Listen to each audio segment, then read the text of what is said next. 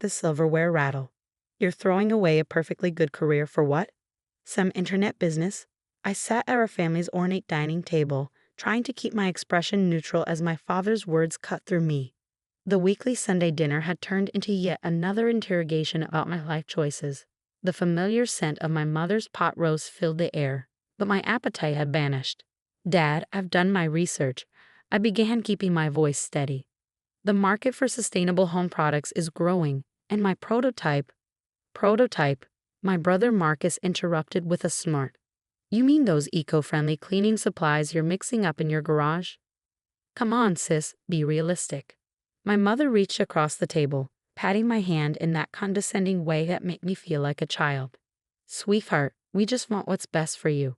Your position at Anderson and Mills is so prestigious. Why would you give up being a senior marketing executive to sell soap? I pulled my hand away, my fingers curling into a fist under the table. They didn't understand, or maybe they didn't want to understand. My little project was more than just cleaning supplies. I'd spent months developing a line of completely biodegradable household products that actually worked, something the market desperately needed. It's not just soap, Mom, I said, fighting to keep the frustration out of my voice. It's a whole line of eco-friendly household products.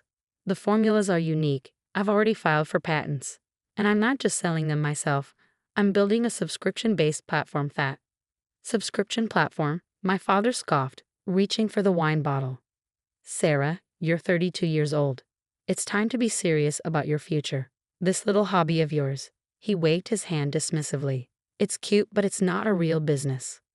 Marcus leaned back in his chair, that familiar smirk playing on his lips. Dad's right, sis. Leave the entrepreneurship to people who know what they're doing. Stick to what you're good at, making PowerPoint presentations for real businesses. The jab stung more than I wanted to admit. Marcus had always been the successful one in our family's eyes. His job as an investment banker meant he could do no wrong, even though I knew half his success came from our father's connections. My mother jumped in again, her voice honey-sweet but her words sharp. Your brother has a point, dear. Not everyone is cut out to run a business. There's no shame in that. And Anderson and Mills pays you so well. I pushed my plate away, my mother's perfectly cooked roast now completely unappetizing. I've already given my notice, I said quietly. The silence that followed was deafening. My father's face turned that particular shade of red that always preceded one of his lectures. My mother's hand flew to her pearls, her signature move when she was about to express her disappointment. Marcus just smirked wider, clearly enjoying the show. You what? My father finally managed, his voice dangerously low. I gave my notice. I repeated stronger this time. My last day is in 2 weeks. I've saved enough to cover my expenses for the next year, and I've already secured some initial interest from several retailers. Interest doesn't pay bills, Sarah, my father snapped. This is exactly your problem. You don't think things through. You live in this fantasy world where everyone wants to buy overpriced, eco-friendly products. The market research shows. Market research. Marcus interrupted again. Let me guess, you Googled green cleaning products and decided you could compete with actual companies. This isn't a game, Sarah. Real businesses require real experience, real connections. Like the connections Dad gave you. The words slipped out before I could stop them. Marcus's face darkened. I earned my position. Enough. My father's voice boomed across the table. He fixed me with that disappointed stare I'd grown so familiar with over the years. Sarah, this conversation is over. You will not quit your job for this ridiculous scheme. I forbid it. I almost laughed at that. Forbid it? Dad, I'm not 16 anymore.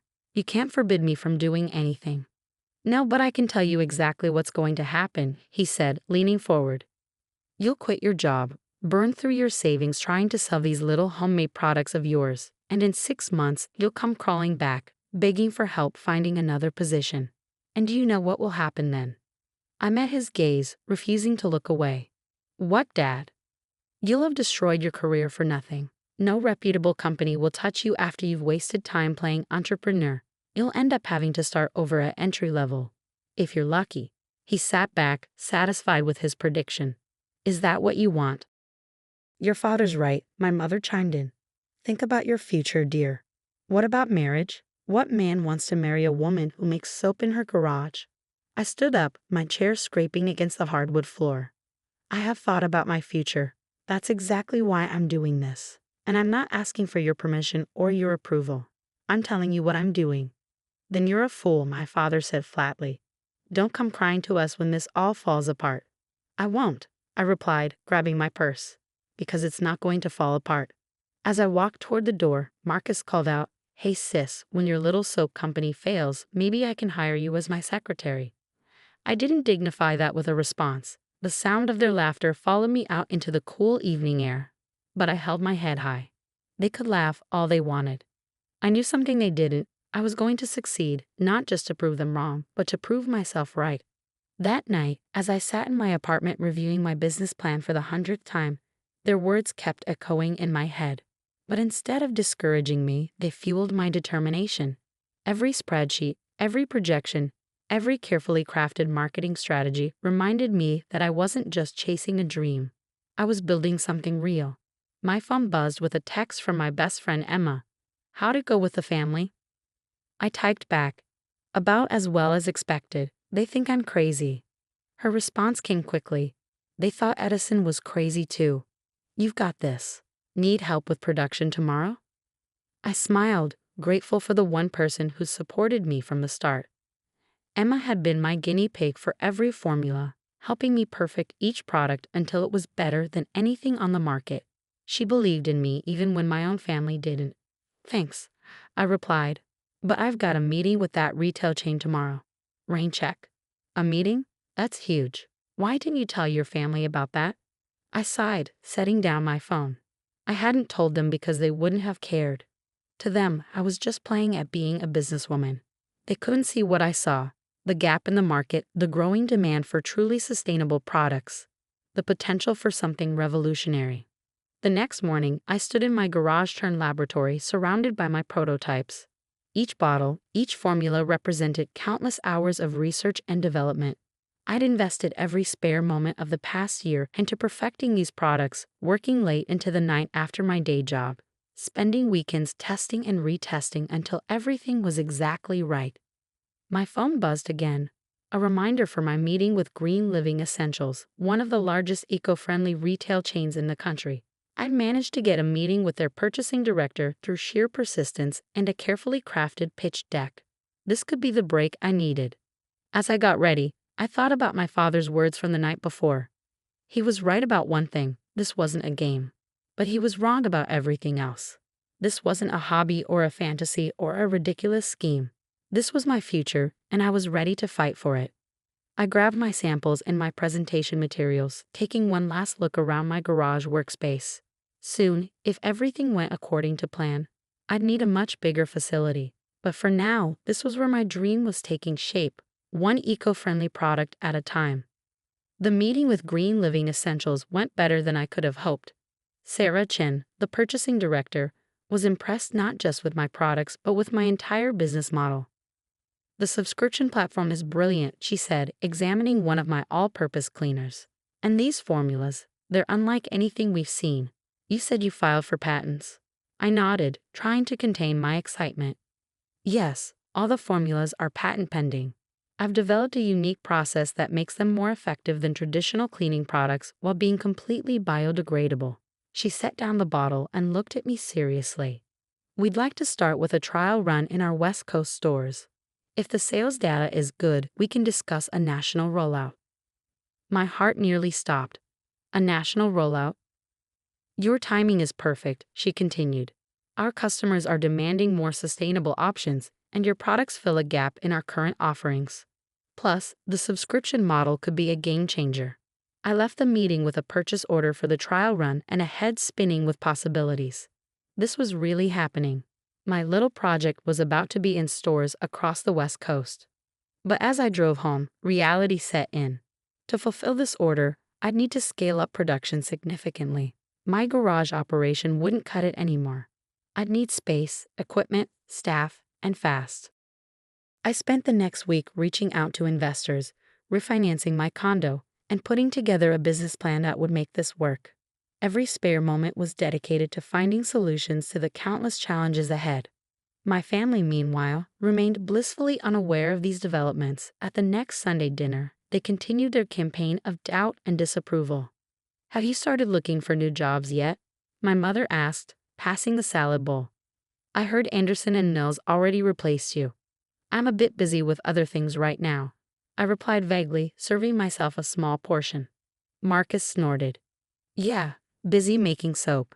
How's that going, sis? Sold any yet?" I thought about the purchase order sitting in my briefcase, about the meetings I had scheduled with potential investors, about the warehouse space I was negotiating for. But I said nothing. Let them think what they wanted. Soon enough, they'd see the truth. "Sarah," my father said, his tone serious, "it's been 3 weeks. This little experiment of yours has gone on long enough. It's time to face reality." I met his gaze across the table. "You're right, Dad. It is time to face reality. Just maybe not the reality you're thinking of." He opened his mouth to respond, but I was already standing up. "I need to go. I have an early meeting tomorrow." "A meeting?" Marcus laughed.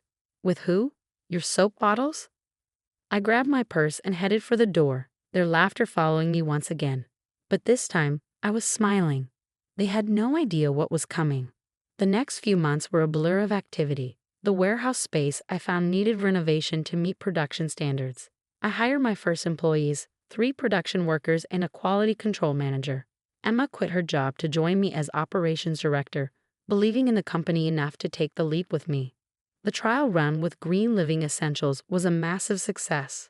Our products flew off the shelves, and the subscription service gained traction faster than we projected. Customer reviews were overwhelmingly positive, with people raving about how well the products worked and how good they felt about using them. But scaling up wasn't without its challenges. There were countless sleepless nights, production issues to solve, supply chain problems to navigate. Every day brought new obstacles, but also new opportunities. I threw myself into every aspect of the business, learning as I went.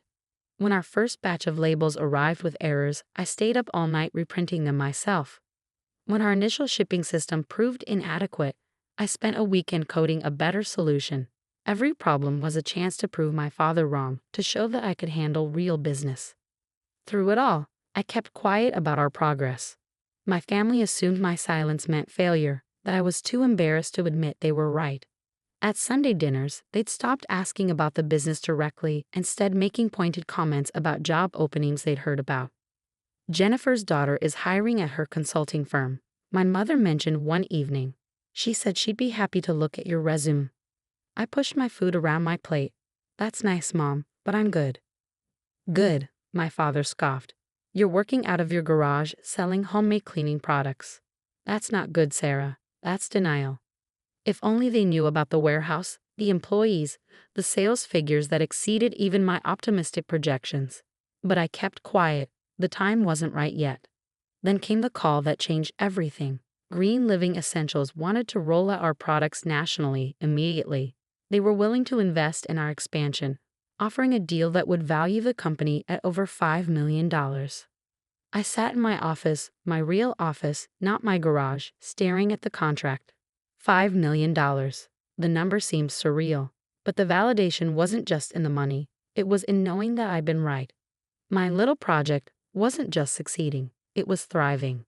That Sunday, I drove to my parents' house for dinner with a copy of the contract in my bag. As usual, the conversation revolved around everyone else's successes.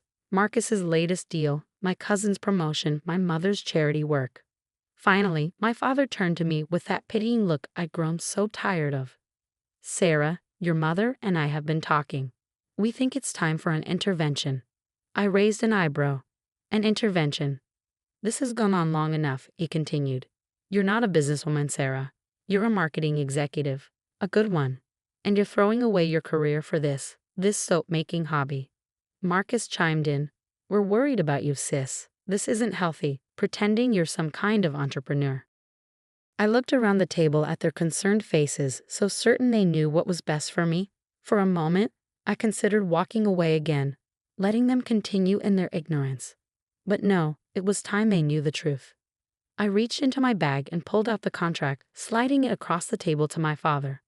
"Before you continue with this intervention, you might want to read this." My father picked up the contract, his reading glasses perched on the edge of his nose. I watched as his expression shifted from condescension to confusion to disbelief. His hands started trembling slightly as he turned the pages. This can't be right, he muttered, looking up at me. $5 million. Marcus nearly choked on his wine. What? My mother's hand flew to her pearls. What are you talking about? Green Living Essentials, I said calmly, taking a sip of my water. They're rolling out my products nationally. This contract values my company at $5 million. They're investing in our expansion. The silence that followed was deafening. Marcus snatched the contract from our father's hands, his eyes scanning the pages frantically. This has to be a mistake, he said. There's no way your little soap company is worth $5 million. It's not just soap, I replied, my voice steady. It's a full line of eco-friendly household products, with patents pending on all our formulas. We've been in their West Coast stores for months now. The sales numbers exceeded all projections. My father's face had turned an interesting shade of red, but for once it wasn't from anger. He looked stunned. You've been running this operation all this time, while you thought I was failing. I finished for him. Yes, I have a warehouse, employees, a complete production facility. We're shipping thousands of units a week, and our subscription service has over 10,000 active members. My mother's mouth opened and closed several times before she found her voice. But why didn't you tell us? I looked at her steadily. Would you have believed me? You all made it pretty clear what you thought about my little project. Marcus was still staring at the contract, his banker's brain probably calculating the numbers. This is legitimate, he said finally, his voice small. This is a real valuation from a major retailer. Of course it's legitimate, I said, taking the contract back. Everything I've done has been legitimate. Not that any of you bothered to ask. My father cleared his throat, clearly struggling to find words. Sarah, we didn't. Didn't what, Dad? Didn't think I could succeed. Didn't believe in me?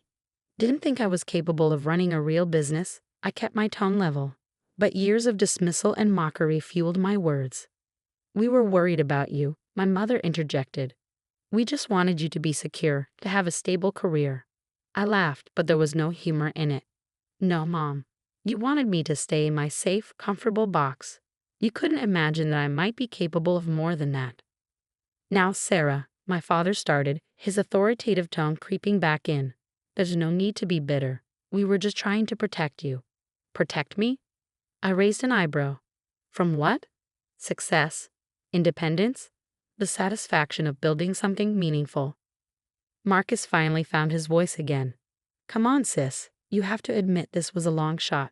Nobody could have predicted. You're right. I cut him off. Nobody in this family could have predicted it, because none of you believed in me. None of you even tried to understand what I was building. I stood up, gathering my things. The expansion deal closes next week. I have a lot of work to do. Wait, my father said, standing up as well. Sarah, please, let's talk about this. Maybe I could help with the negotiations, or... Now you want to help? I shook my head. I've handled everything else on my own. I think I can manage this too. As I walked toward the door, my mother called out, Sarah, don't go. We're celebrating. Let me open some champagne. I turned back to face them. Celebrating what, Mom? The success you mocked? The dream you dismissed? The work you belittled? No, thank you. I'll celebrate with the people who believed in me from the start. The drive home that night was surreal. For months, I'd imagined the moment I finally showed my family what I'd built, but the reality felt hollow. Their shock and sudden interest in my success couldn't erase years of doubt and dismissal. When I got home, I found Emma waiting on my doorstep with a bottle of champagne. Well, she asked, grinning. How'd it go? I unlocked the door, letting us both in. About as well as you'd expect. They're shocked. Dad's trying to take control. Mom wants to celebrate like she supported me all along. And Marcus can't believe his little sister out-earned him.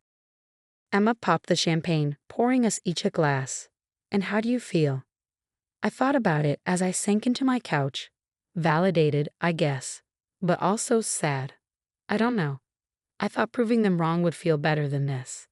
Because deep down, you wanted them to believe in you, not just your success, Emma said softly. She was right, of course. All those Sunday dinners, all those dismissive comments, all the laughter and mockery. I told myself I was above it, that I didn't need their approval. But some part of me had always hoped they'd see what I saw, believed in what I was building. The next week was a whirlwind of activity. The expansion deal required countless meetings, legal reviews, and planning sessions. My father called daily, leaving messages about his contacts who could help with the negotiations. Marcus suddenly wanted to discuss investment opportunities. My mother told all her friends about her daughter, the successful entrepreneur, conveniently forgetting how she dismissed my business as a hobby. I ignored most of their calls, focusing instead on my team, the people who believed in the vision and worked alongside me to make it reality. We were scaling up operations, hiring more staff, and planning our national rollout. Success was bringing new challenges, but for the first time, I felt truly confident in my ability to handle them. Then came the day of the contract signing. I arrived at the Green Living Essentials headquarters early, dressed in my best suit, ready to take my company to the next level. To my surprise, I found my entire family waiting in the lobby. "What are you doing here?" I asked, stopping short.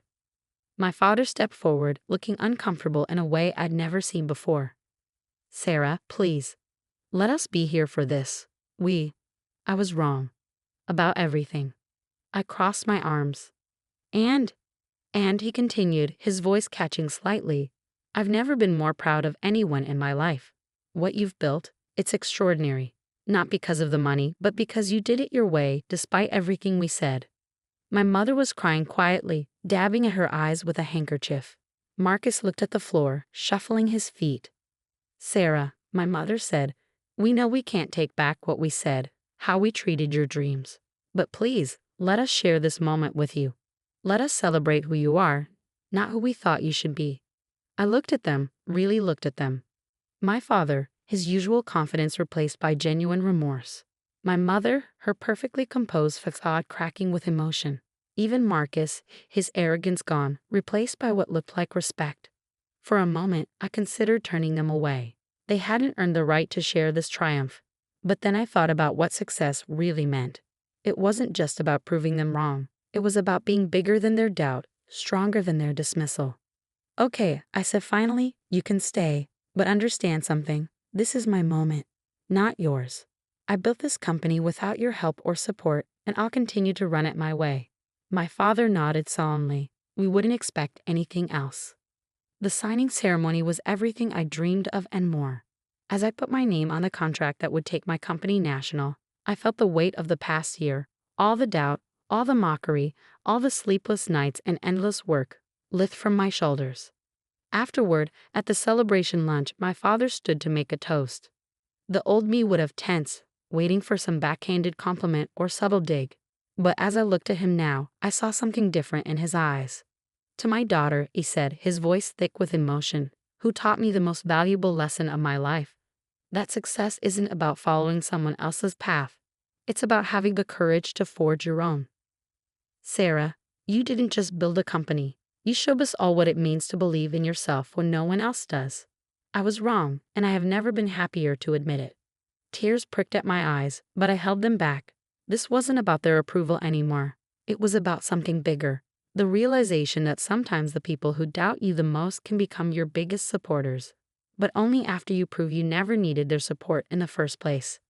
That evening, as I sat in my office overlooking the city, I thought about how far I'd come. The garage workspace was now a state-of-the-art production facility. The little project was now a $1 million company, and the daughter they dismissed as a dreamer was now a CEO they had to respect. My phone buzzed with a text from Emma. "Dinner to celebrate. The whole team wants to toast their fearless leader." I smiled, thinking about my real family, the people who believed in me, worked with me, supported me when it mattered most. "On my way," I replied. As I gathered my things, my eye caught the framed photo on my desk.